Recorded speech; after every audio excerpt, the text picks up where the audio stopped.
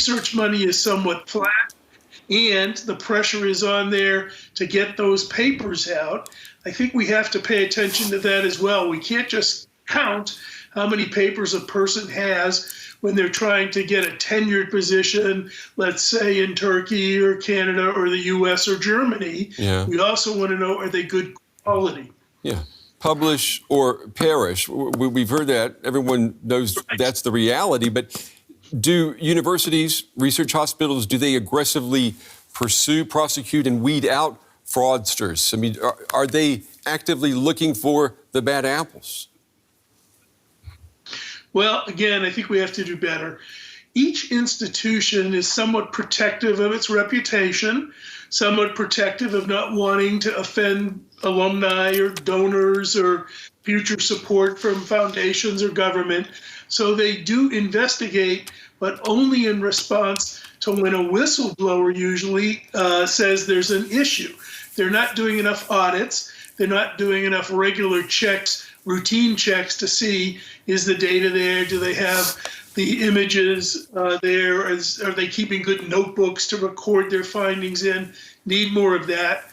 Now, I'm going to say one other thing. I think we need more transparency. The investigations done, NYU, Columbia, the Charité Hospital, wherever, they're still anonymous. You can't really see what's going on. And I think that leads to too much fraud.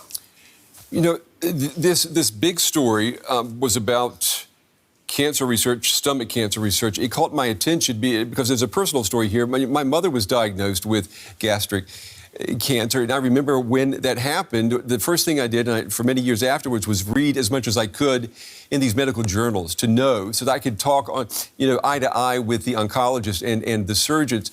I was thinking about this story, though. Maybe parents, relatives who advocate for their loved ones, if they're relying on these journals, are they actually pushing and championing treatments that could hurt and kill the people they're trying to save?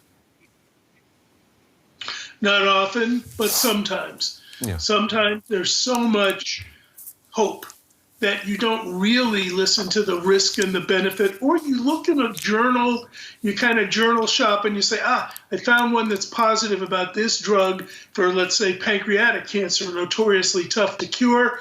I'm going to chase that researcher down. But it's not a good journal necessarily. It's not been a strategy that others are using. So yes, look at the literature.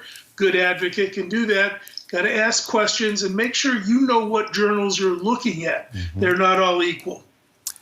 Access to information, before we let you go, we've got access to information like never before. Our ability to filter that, our information diet, is it as good and as healthy as it should be, particularly when we're talking about medical research? No.